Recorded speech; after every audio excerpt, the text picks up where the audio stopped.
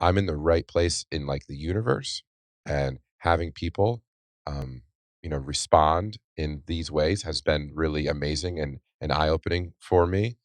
But the the challenges of now, and I didn't foresee what was going to happen on Saturday. I thought he's going to get out of the ICU. He's going to get to some recovery. He's going to be okay for a couple days, a couple weeks, and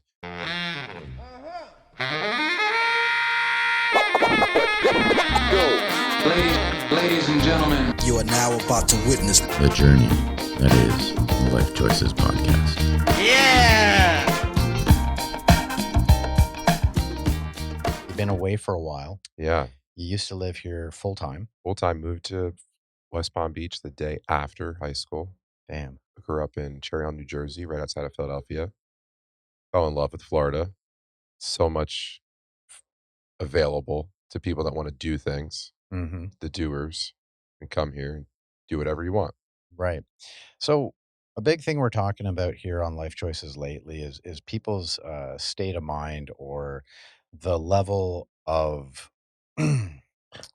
where they might be at their journey in life right now. hmm Most of us of a certain age, I want to say people that are 35 and plus are at a point in their life where they're kind of trying to figure out what does all this mean? Yeah, Am I living correctly? Am I thinking correctly? Am I eating correctly?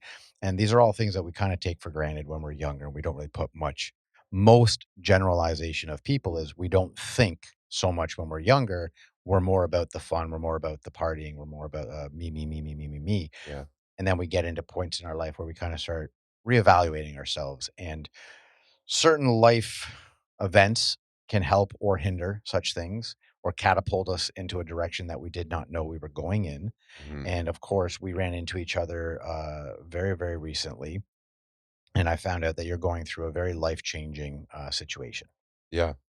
Um, so I'll get into it a little bit, but there is actually it's a little bigger than what I described. I didn't want to say it at the gym, but I I let you know that my relationship of 13 years has come to an end with my fiance. Um, During that time when that was happening, it started about 4 weeks ago. The contemplations that I was having were this is a huge life moment, and a lot of life choices are going to happen really quickly. Um, at the same time, my father is stage 4 cancer, and he's in Florida, and I'm in New York, and I'm trying to come back to visit him, and I have this other huge life moment thing happening at the same time. I just recently wrote myself like a personal note, kind of like a diary entry, and I entitled it "The Challenges of Now." Listed all of my obstacles, with the point being that this is only temporary. All of these challenges, and I will get through these. No matter what, these will go away at some level, and I will become better, stronger for that. Getting through the challenge. Today's Monday. I came back down here Friday night. I landed at 2 o'clock in the morning. The flight was delayed, but my dad was in the ICU on Friday. And yesterday we had moved him to hospice, and he passed away actually last night. No, sorry, Saturday night. Today's Monday. Sorry. It's a whirlwind. I've actually never had so many people communicate with me on for a interesting wavelength, calm and supportive. Every person that I've run into, actually just running into you. This will be the longest conversation that we've ever really had. And we've seen each other out a lot over the last, 15 years. Correct. Um, and we have, great, there's an amazing friend group of people here in West Palm Beach that I love. And the connections are all there, that it's hitting me more and more now that um, I'm in the right place in like the universe, and having people, respond in these ways has been really amazing and eye opening for me. But the the challenges of now, and I didn't foresee what was going to happen on Saturday. I thought he's going to get out of the ICU. He's gonna get to some recovery. He's gonna be okay for a couple days, a couple weeks, and ultimately, we knew that he was on, his path was ending, and he was not gonna be able to recover from his cancer, and he's been fighting it pretty aggressively for 6 years, and to have had it happen the way it did, peacefully, in a environment. My brother was there with me in the room, um, and my little brother and little sister were there as well, and that moment was very surreal for all of us, I think, but it put my relationship into complete perspective. That relationship that ended, that, there is still a lot of love there. I do love her. I can't go through a 13-year relationship and think that I'm gonna be able to turn that off. I do have feelings, but my life, what's going through me right now, and my path, my family and my dad, were more important, and taking care of that scenario. And it does help. Well, put everything in perspective. But I'm definitely on a brand new journey now. I'm 36. Um, I learned a lot in the last 13 years. A lot of it was good. I don't regret anything. Um, but with the eye-openingness of losing my father, and now thinking about the decisions I make in a 5-year span, 5, 10 years down the road, I'm thinking he's 65. I wanna know exactly where I'm gonna be when I'm 65. Not exactly, but, like, I'm thinking about that now. I don't wanna be where he was. I wanna be in a better place. I wanna be, physically fit. Um, I think that he really took for granted what inflammation does to your body, and how cancer is given a home to grow, and he had a body that was going to grow that cancer if he didn't change his life, and he didn't make specific life choices that he should have made probably 10 years ago. I can parallel this part of the conversation quite well because August 2017, I have a tattoo on my right calf, which is an homage to my father. Mm, And he was, I gotta do math now. It was just after his 70th birthday, I believe. Yeah, because he would have been 47. So he was 70-ish, and it was stage 4, lung and tumorous brain cancer. yeah, Now, he didn't have years yeah, of fighting. When a situation happened that my brothers realized, let's get a doctor to check this out, right, it was 7 weeks after the diagnosis that his journey as a physical being on this rock was ended. right, And when that happened, I've told this story before. I was driving over the 95. I was driving over the 95 on Southern. I was in my Tahoe that I had at the time. The phone rang, and and when the phone rang that said mom and dad, it's always mom. hmm, Unless there's something that I got to know, it was always mom checking in. Hey, how you doing? Conversation that, oh, dad like to say hi too. But when you say hello, and then it's dad's voice, you're like, fuck, 2 stage 4 cancers is what took him out. Crazy, right? wow, And yeah. now, not the epitome of health because he was a smoker his whole life.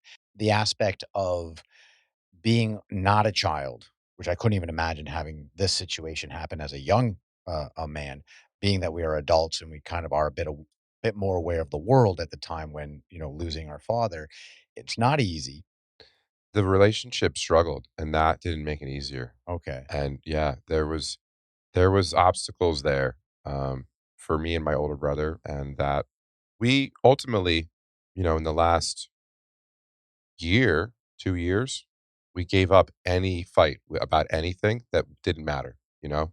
It didn't. Because in the great scheme of things, they like now you can honestly say they didn't matter. Yeah, My dad and I, fisticuffs growing up 19 years in his house. Once I left the house, the relationship got way better, and he right, he became my confidant. He became the phone call when good or bad happened, life or business. He was the one I went to for advice, and there was no thought on whether or not the love was sent to either party.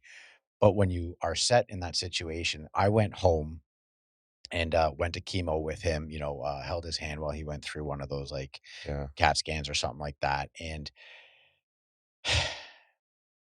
we were sitting in the living room of their condo at the time, and I'm sitting on the couch, he's in his chair, and he was kinda hunched over, like, you can see the thought was going, and I knew right then and there, it doesn't matter what anyone says, this is the end. Mhm. Like, you just know that's about to happen, and I was brought up in a household where death was okay, like, it was told to us at a young stage that, it's part of life.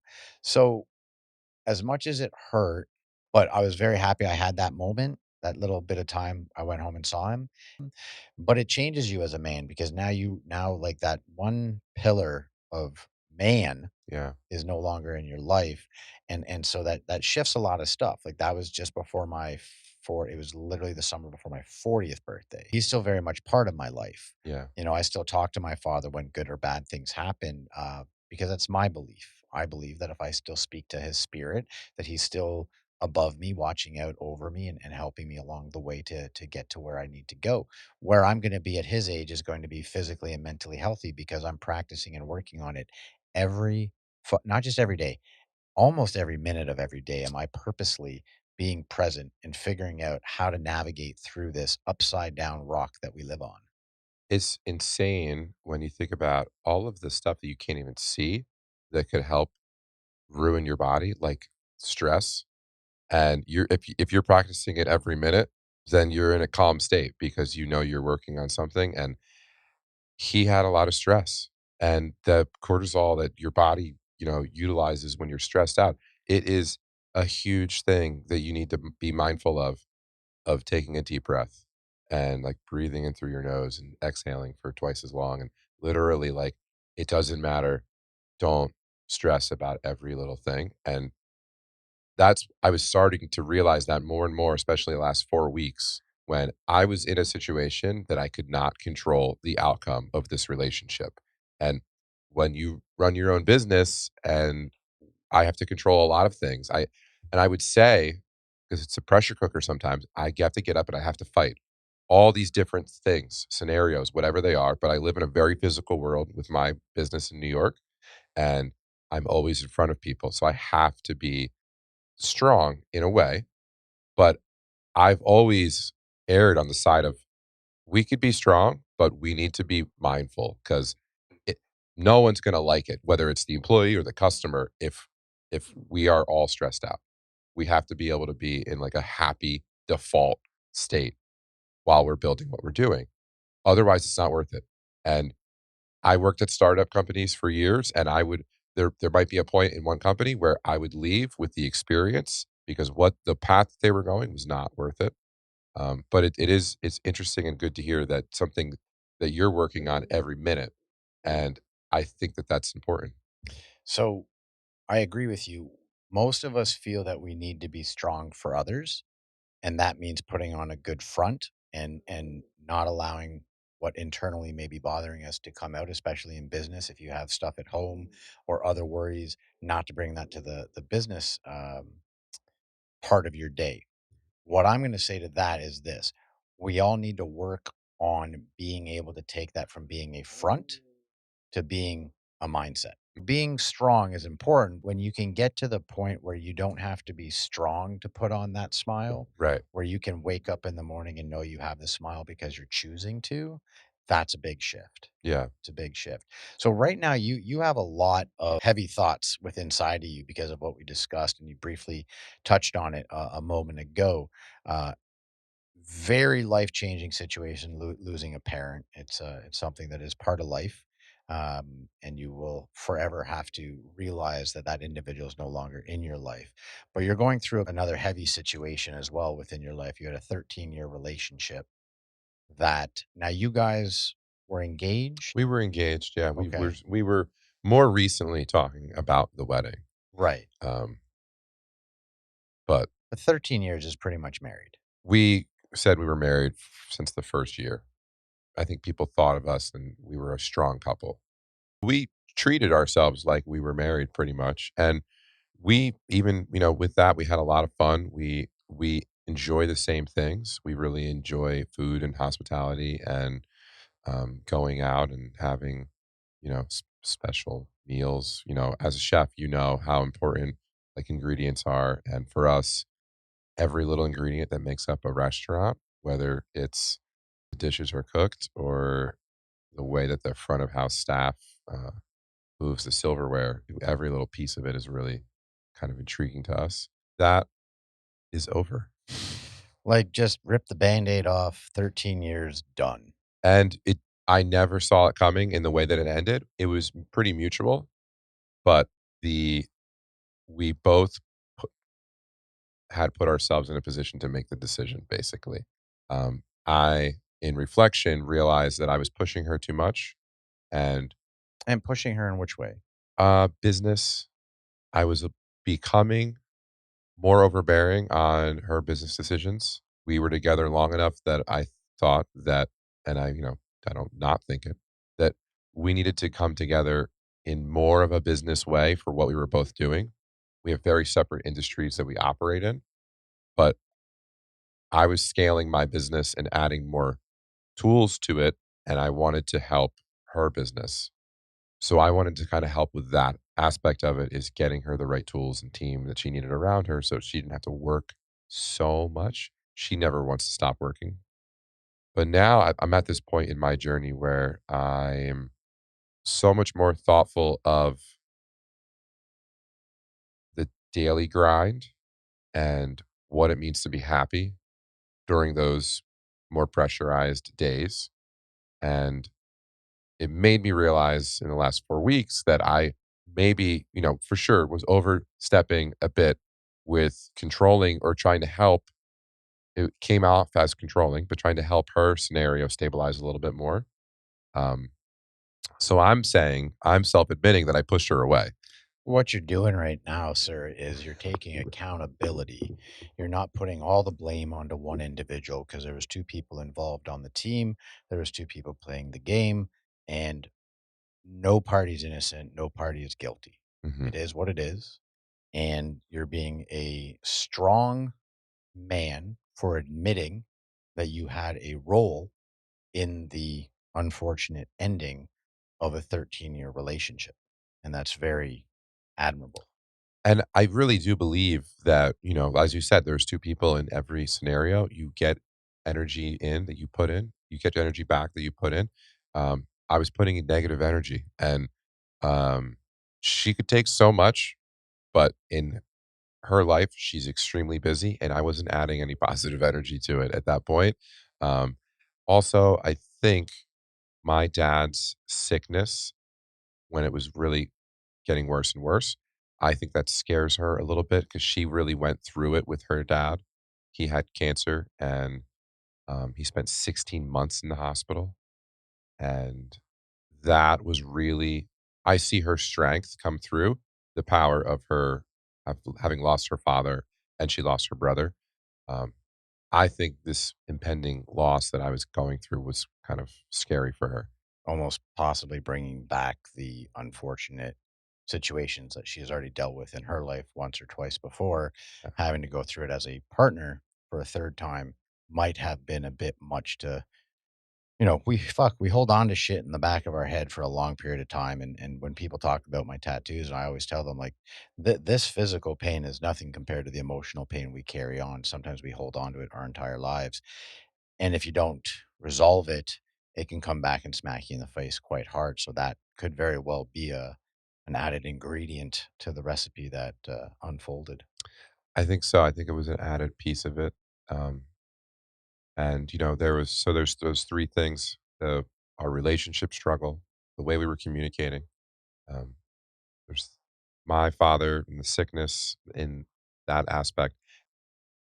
I do say this is another fault, the thing that I've learned, and I don't regret anything. But I, if you've seen Barbie, which I have not. okay, it's fine. And I feel funny saying that. Having Yeah. gone to film school and I'm mentioning this movie Barbie, it's actually a great film, though cinematically.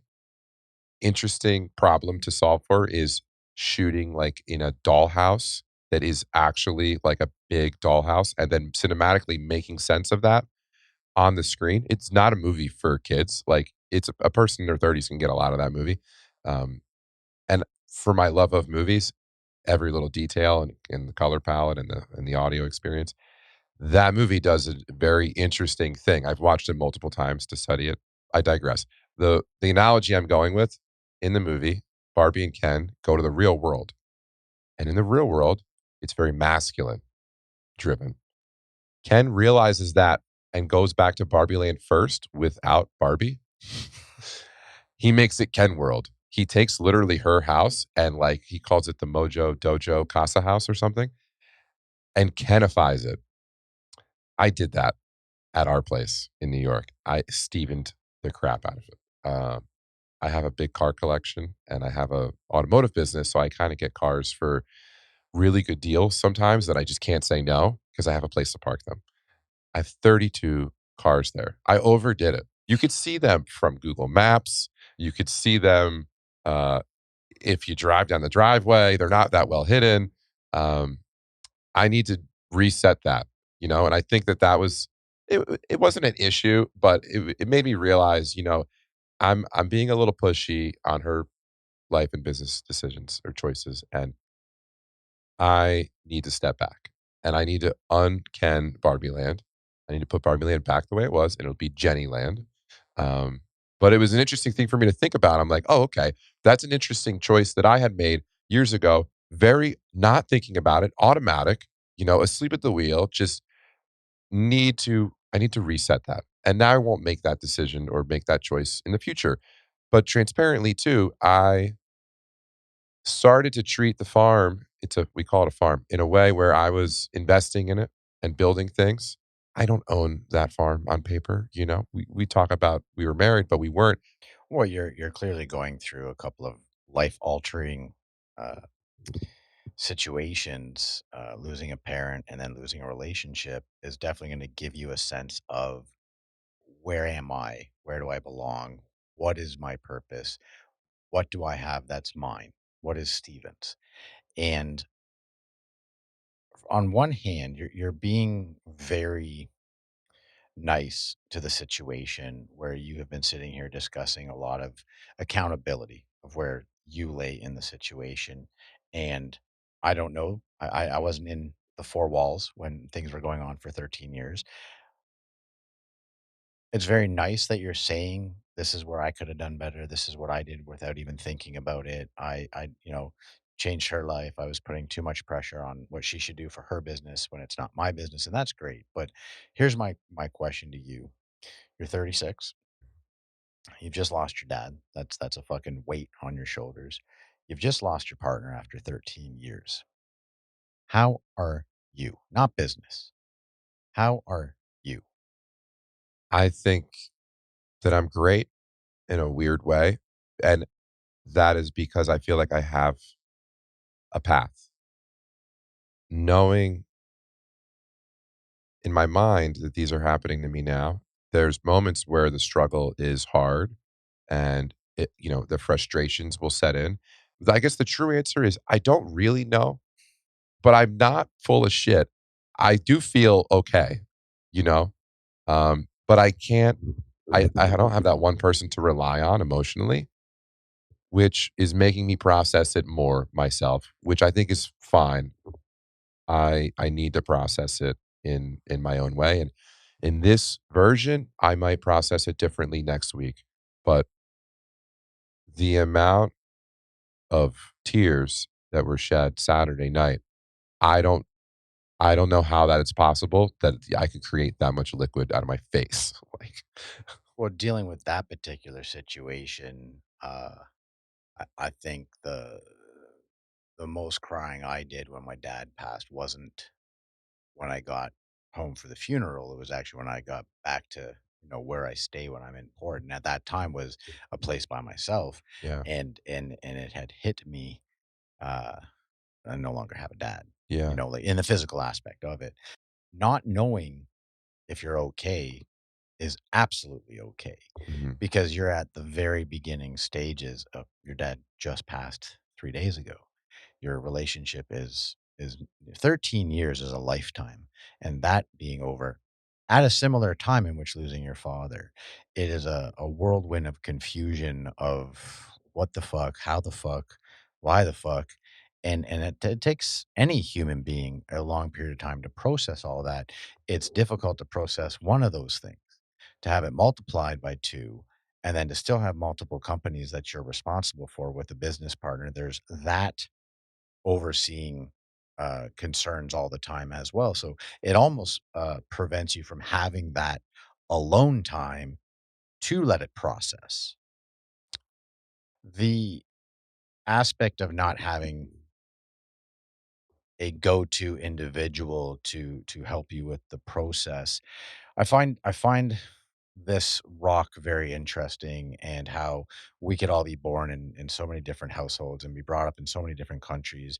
And yet the individuals that we know are the ones we know because of where we ended up in our life through the choices we've made. And you said at the beginning of the podcast, an interesting friend base of people that's here in West Palm, and you know the heart of the people that I not just associate with, that I spend most of my time with. And you've been to the shop, you've been to the compound, you've always been part of the family, even though you've been gone and come back.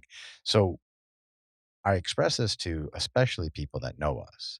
You're never alone, because within our group of men, we understand what we go through, and we understand that we're human. And when we need time away from each other, we give that to each other. When we need the time to be there for each other, we are there for each other. So whenever you're in South Florida, as you saw today, seeing the three of us at the gym, it was like no moment had passed. Right. And I know you the least out of the group. You know what I'm saying? So never ever think that you are without a person that you can rely on, or have someone to talk to, or bounce something off, or just sit with. You know what I'm saying? Because our group of men are the strongest men I know, because we are willing to share the hardest parts of life together. And you are more than welcome at any time to come over or call any one of us. I always, unless I am absolutely sleeping for the 6 hours or seven that I give myself, my mom is the only one that can wake me up. My phone's always on. Mm. My phone is not ever off. You know what I'm saying? And I'm the individual that I'm the Godfather mentality, family first. So if you ever need anything, just to talk, more than welcome to, Thank you. anytime. Yeah. No, I really appreciate it. It's with, it's very grounding to have a place, and that is my thought process of down here. Is this is a there's this community here, and especially, you know in reference to you guys in the compound, and like that is a tight knit brotherhood that is, what a gift. you know Dude, it's my cup runneth over. yeah. And at this point in my journey, because I have become so aligned within, and I'm so aware of my potential, and I'm so focused on what it is I want to do in life, I am so totally fine with expressing to each one of them individually exactly how I fucking feel. I do not shy away from telling them that I love them. I do not shy away from telling them that, dude, you've got everything inside of you to do exactly what it is you thinking you want to do. Like, I am the voice that will always support and uplift, because that's just the way I feel I have to be. And the energies that go around in that circle, and we're not all perfect. We're all humans. We all have our moments. We all need our time away from each other. But the nucleus that has been built there, like Stevie Brown, like, motherfucker, I could see him 3 days in a row, and all 3 days when we see each other, that hug is so fucking intense. The energy that is exchanged there is nothing but love. Yeah. And that's all any of us men need. We just need people around us that really genuinely give a fuck, Yeah. that that you can be as vulnerable as you need to be, and it doesn't take anything away from your masculinity. Right. That to me is such a piece of life that people need to definitely learn. The my my partner and I practice, we call it explicit transparency. And you can do better things with more information. So if I know his why, and the first meeting we ever had before we got together in business was a why meeting. And I wrote down on the whiteboard, why would we even do this? Because let's get divorced now from the business to make sure we're on the right path. But if we could understand both of our whys, we will never second guess what the other person is doing. And I walk into any scenario with a person like that, and I can sit back and relax and think, it doesn't matter what comes our way, we're going to deal with it together. And that is a brotherhood, that is a friendship. And I think that people need to pursue those relationships to make sure that they have that, because it's just as you said, it's a part of the moment of that hug where you realize this guy has your back. Ugh, And dude, go to war with me. right. For me, this is what I'm trying to send out as a message nowadays is you need to have that brotherhood with yourself.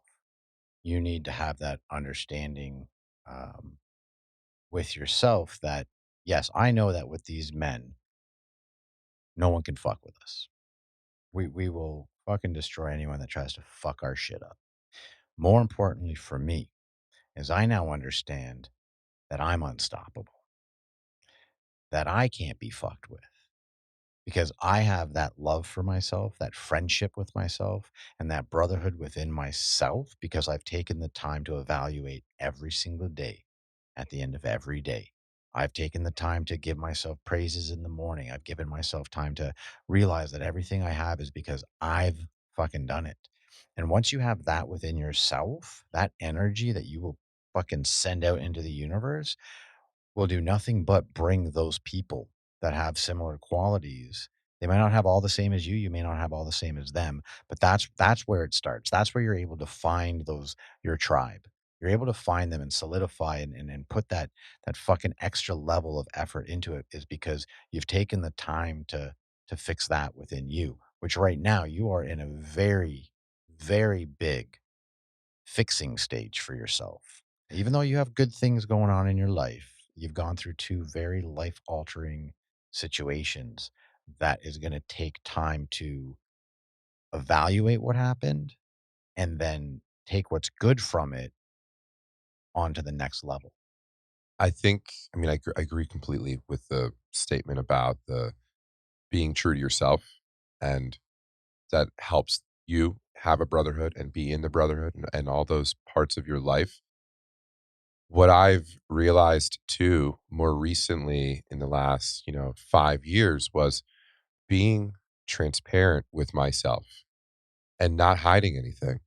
If I feel a certain way, I need to learn how to communicate that so that I'm not hiding it, because it's obvious when you are with people and someone is not being genuine, right? And I think that that's an insecurity that someone needs to deal with. And if you can be genuine and selfless and humble, um, because you're going to be okay. You just need to let it out. Whatever is bothering you or whatever is making someone uptight, if you're okay with yourself and your journey, then you can have those relationships. But people cannot enter that circle if they are putting on a facade. They'll never get through. Well, they might get in, but they won't stay. Yeah. Well, I think the brotherhood would kick them out. Well, but that's what I'm saying. Like it would be so awkward for that individual Right. that over time they just wouldn't be around as much. But at the same time, there are people in our lives that are not, in my personal opinion, Mhm. are not as happy with themselves. They're not as secure with themselves. And remember, we're all of a certain age where we're not children anymore, right? And so any of these things absolutely lays on the shoulders of the individual because it's up to them to change that. They have to want to become a happier individual. But that being said, is there are those people around. Like I know that for a fact. There's certain individuals that are not as confident that hide their confidence with other stuff that I can see is full of shit. But those people aren't around Right. every day. Yeah. They're not around all the time. Which is your point, like, they just won't last within that group, and as we all grow older and create businesses and companies and collaborate with each other and create more of a foundation, it just weeds out all those who are unwanted, and I don't mean unwanted like, "I don't want you there," I want everybody there. I would love 40 people that have this level of love for each other to be around. It's powerful. It's a good message to spread as far as letting people know that they can be themselves. They just have to figure out who they are. Toughest thing for people. Yeah. And when, you might get into a conversation with someone, and asking someone what their why is kind of been more talked about in the last 10 years. But if you don't know that answer yet, there's there's a journey you have to go on and figure out what your why is. And in every cinematic 90-minute movie, there is a journey that usually at minute 33, it's called the point of no return. Someone's on a journey. And, that character arc that usually happens, they find something else about themselves. Um, and that's where I'm thinking about now. I'm thinking about my journey in a much bigger sense. So you're almost at that minute 32. I'm at it. Yeah, for sure. And you know what? I realized, and having loved that girl for so long, I am happy we're doing it now and not 10 years from now. I have a lot to do and I want to do it. And You have so much to do. yeah, and I tr- truthfully think that we both became roadblocks for each other. There's that sense of comfort, which is amazing. But me and my business partner, anything that's comfortable is gross to us. We need to get out and make it uncomfortable in a way. I think that growing something sustainably is comfortable, but I know that it's not. It's work. It is actually work. You cannot avoid the work part. That is not going to be comfortable. Does everybody want to wake up at 4:30 in the morning? Sorry if you don't want to do that. My business, I'm doing that. I get to do a lot of nice things, but one thing I do that people probably don't do is I wake up at 4:30 in the morning and I get after it because I want to get ahead of the post office. That's our main client, actually, is the post office. We fix their broken mail trucks. Um, but I adapt to whatever schedule is at the task, so that can be uncomfortable for some people. I love it. 80% of the people that sit in that chair, me included, are the early risers. It's some people say, "Oh, you don't need to wake up early." When you can say at 8 AM you've done more than most people have done by noon, hmm and you still have those hours before noon, how can you not feel like it's a good idea? And there's less distractions in the morning. It's easier to get around, to move around the world. I love talking about this. I'm at that stage in my life right now where I'm not in a rush to get anywhere True. with everything. I'm actually on the way here. I was like, "Oh, the bright line's going to stop me now." It doesn't matter. It doesn't. It doesn't. You'll get to where you need to go at the time in Yeah. which you need to get there. Yeah. That's just life. Now, be punctual, be on time for your Right. meetings. That's the whole point of it. Right. But Don't be late. But yeah. yeah, but I'm definitely not in a hurry to die. Right. I'm okay with it. It's going to happen. Yeah. But I just don't want to waste my energy on things that don't fucking matter. Now, I've said this before. It might be part and parcel of the fact that I drive a vehicle that's very old. I drive the speed limit because why the fuck not? Yeah.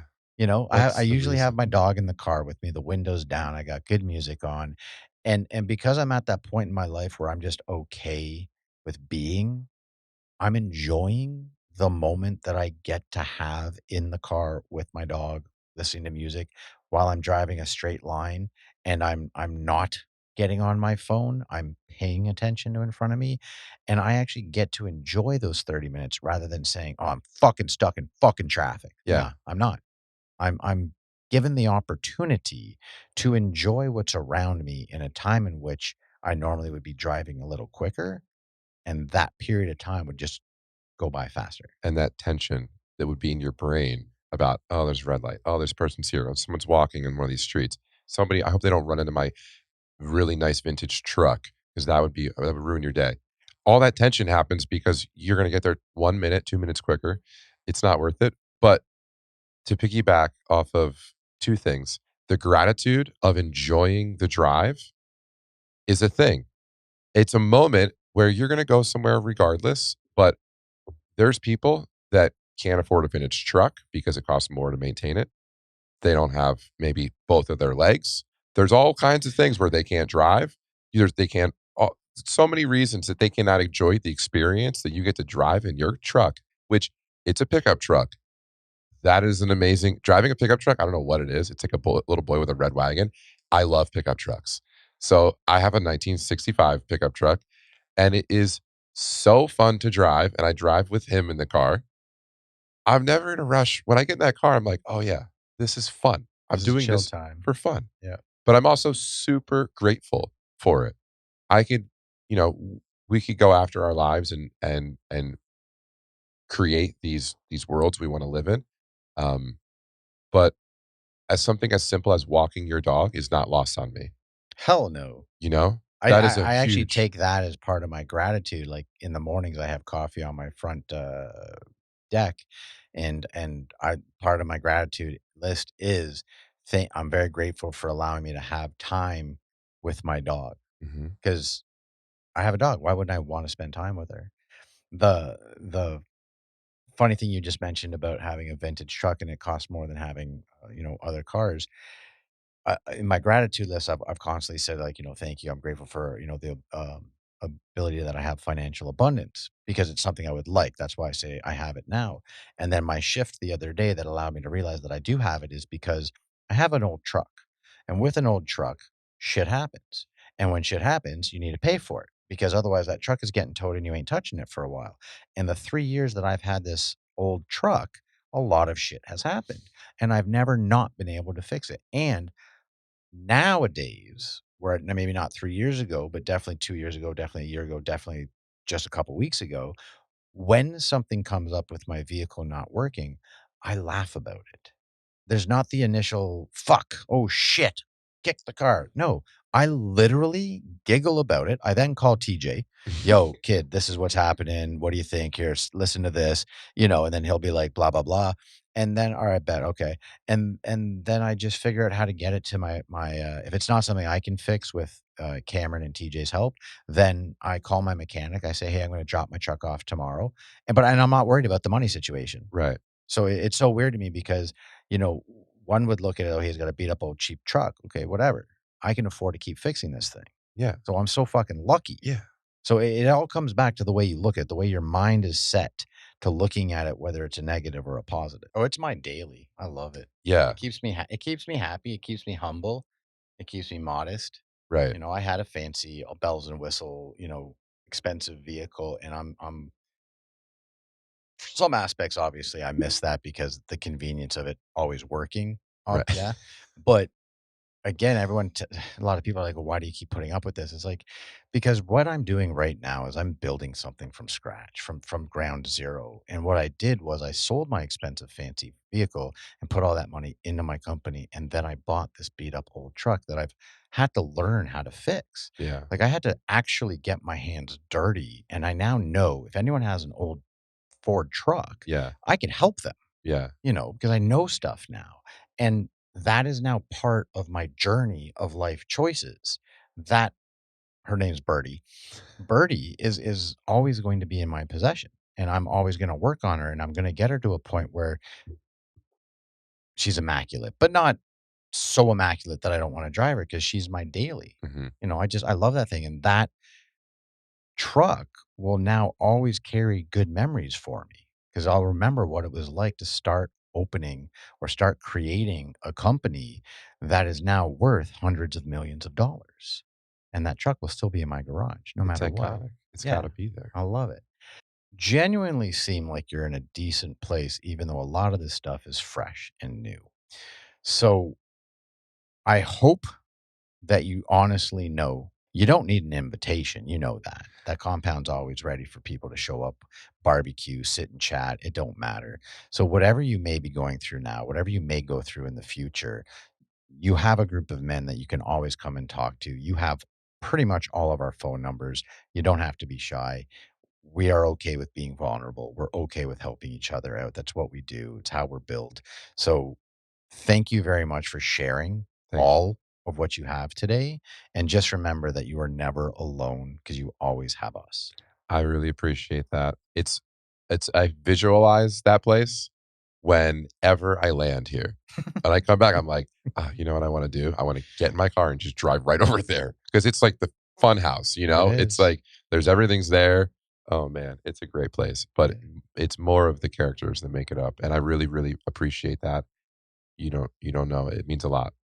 Well, Yeah. we're always there. There's Thank you, always bro. someone there. And if we're Appreciate it. not, you can hang out anyways until we get home Yeah, from I've done work. that before. I'll Absolutely. show up, the doors are shut, I'll just sit Yeah. here for a while. Yeah. And eventually, like usually 6-ish, is a good time to swing by. Yeah, But most yeah, of us are coming and going all day long. So, yeah. but again, thank you so much for coming by. I appreciate you joining us here today. And, we'll do this again in the near future, I hope. I'm so excited for this journey that you're on Yeah. here. This is amazing. This Thank you. is this is really cool, and I always think about when someone's building something is like a 3 and 5 year plan, but you can see it, Dude, and you hit the you're at the point you can see it. It's cool. dude, I can taste it. Yeah.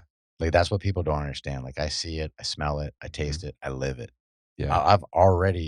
I'm literally enjoying the process Right. of every single thing that is happening within my life right now, and this being one of the pinnacle parts of it, because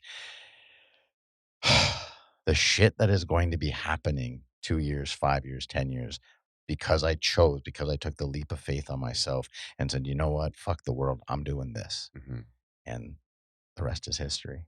I think it's so powerful to walk around with that feeling. You're in the process, and that is the beauty of it. People always think about the end and the goal and the result.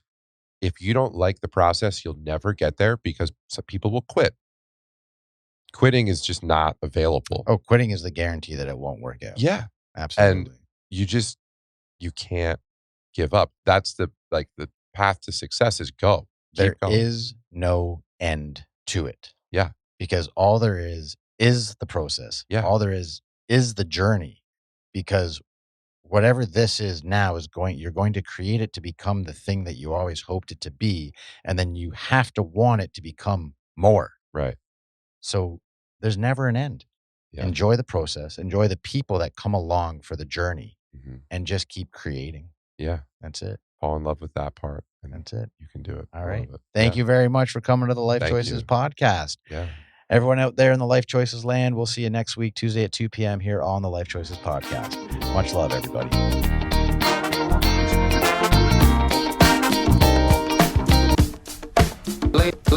Ladies and gentlemen. You are now about The Journey Life Choices podcast.